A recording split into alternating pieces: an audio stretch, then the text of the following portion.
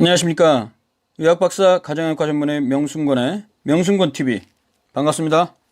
자, 오늘은 제가 지금까지 계속 비타민을 비롯해서 건강기능식품을 먹지 말라고 굉장히 강력하게 이야기를 하는데요.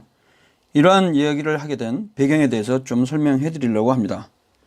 먼저 그 배경을 잘 나타내고 있는 내용이 책이 바로 제가 2015년도에 쓴 책이 있습니다. 일단은 제 이름으로 네이버에서 검색을 하면 저에 대한 인물 정보 나오죠. 국제암대학원대학교 교수고 제 학력, 수상, 경력도 나와있죠. 수상은 2009년도 국립암센터 우수연구자 SCI 임팩트 팩터 부문 최우수상 받았다는 얘기 들어있고요. 경력에 보면 94년도에 SBS 3기 구성작가, 개그 작가를 제가 한 5개월 정도 했었죠. 자, 여기 보면 밑으로 쭉 내려가면 뭐 소식도 있습니다. 대한암학회 국제암 컨퍼런스 그제 개최됐는데 여기서 제가 로슈 암 학술상 뭐 아주 큰 상은 아닙니다만 그 상을 받았고요. 자, 제가 보여드리려고 하는 건 바로 이겁니다. 이 책 속에 보면 책 속에 비타민제 먼저 끊으셔야겠습니다. 있습니다. 2015년 4월 20일 나왔고요. 평점 9.5점. 평점 좋으네요. 이게 뭐냐면 이제 비타민제 먼저 끊으셔야겠습니다. 밑에 아무도 말하지 않는 건강기능식품의 진실.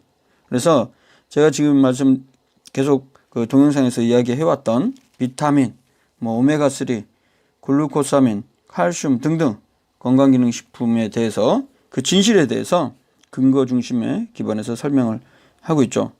자, 오늘 말씀드릴 내용은 이 책의 서문입니다. 서문, 프레피스라고 하던가요? 이 서문을 보시면, 자, 일단은 제 파일에 들어가서, 이겁니다. 한번 읽어 드릴게요. 이 머릿말. 자, 세 가지 예를 지금 제가 제시를 하면서 서문을 썼는데요. 첫 번째, 읽어 드리겠습니다.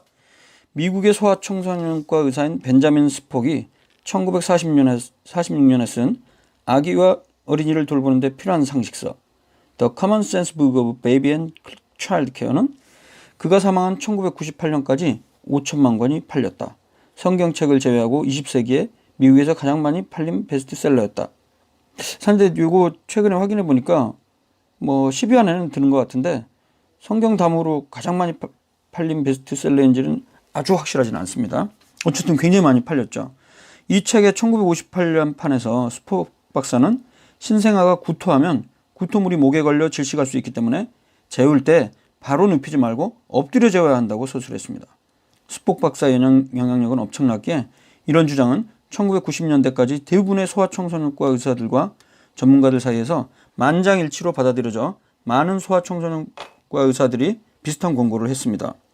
그런데 같은 기간인 1950년대에서 1990년대까지 약 40년 동안 미국에서는 10만 명 이상의 아기가 신생아 돌연사 증후군, Sudden Infant Death Syndrome, 우리 약자로 SIDS라고 합니다.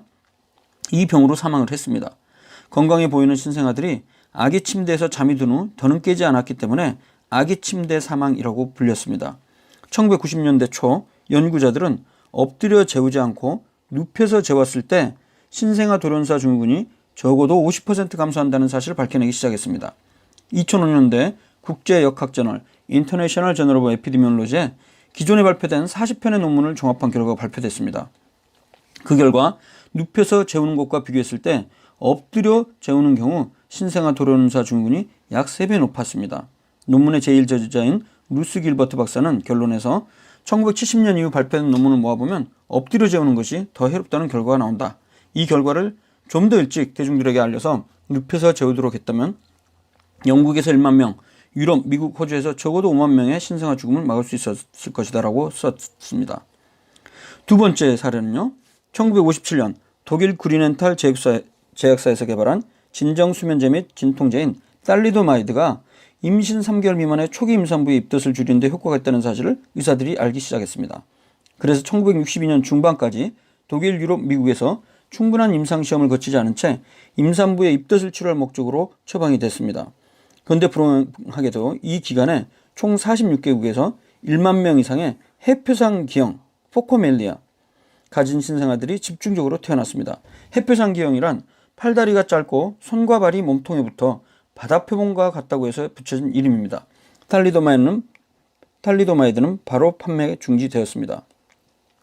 세 번째 사례입니다. 2007년 2월 건강에 도움된다고 선전됐고 그럴 것이라고 믿었던 비타민제가 오히려 해로울 수 있다는 충격적인 연구 결과가 최고의 의학 학술지 중 하나로 명성이 높은 미국 의학협회지 The Journal of the American Medical Association 자마에 발표됐습니다.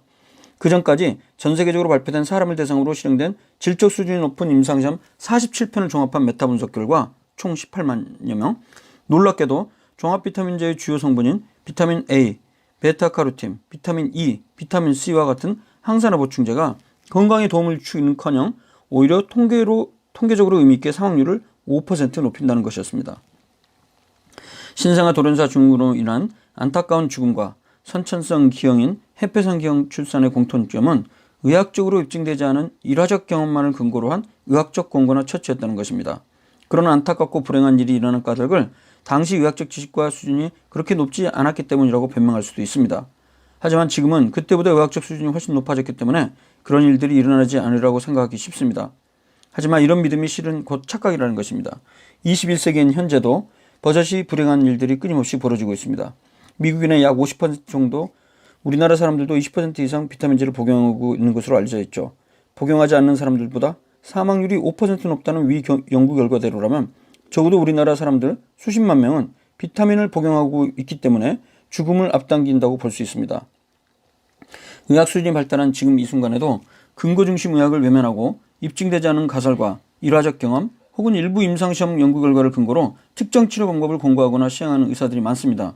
특히 방송에 자주 나오는 일부 의사들, 이른바 쇼닥터들은 아직 효능이 입증되지 않았음에도 TV나 홈쇼핑에서 홍삼, 비타민, 글루코사민, 칼슘, 유산균 제품, 프로바이오틱스 등의 건강기능식품을 자기 이름을 내서 판매하는 데 열을 올리고 있습니다. 필자는 저는 근거중심 의학이라는 과학적 견지에서 사람을 대상으로 한 최신 임상 연구 결과들을 중심으로 건강기능식품이 과연 이름처럼 건강에 도움이 된다는 의학적 근거가 있는지 없는지 그 진실을 알리려 이 책을 썼습니다. 일반인들에게 올바른 의학적 지식을 전달하기 위해서지만 오히려 기초의학이나 임상의학을 전문으로 하는 의사들을 포함한 모든 보건의료원과 보건의료 정책 담당자, 의학, 약학, 식품영양학, 간호학, 보건학을 전공하는 대학생과 대학원생들이 반드시 읽어보았으면 합니다. 질병 예방과 치료를 통해 건강을 유지할 목적으로 각종 건강기능식품, 민간요법, 보안대처요법을 사용하는 것은 시간과 돈을 낭비하는 일입니다. 이런 것들은 대부분 그 효능과 안전성에 대한 임상적 근거가 없거나 부족합니다. 무엇보다도 의사, 한의사를 비롯한 전문 의료인들은 이렇게 근거가 확립되지 않은 각종 건강기능식품과 치료법들을 환자나 일반 대중에게 권하거나 선전해서는 안 되며 지속해서 새로운 의학 지식을 습득하고 근거에 기반을 둬 양심적인 진료를 하도록 해야 합니다. 물론 양심적인 진료가 이루어질 수 있도록 비정상의 진료비와 의료체계 등의 진료 환경이 정상화되도록 정부 차원의 의료계획에 대한 노력도 함께 이루어져야 될 것입니다. 더 많은 이들이 건강기능식품에 대한 진실을 알 수 있도록 주변에 이 책을 권해주었으면 합니다.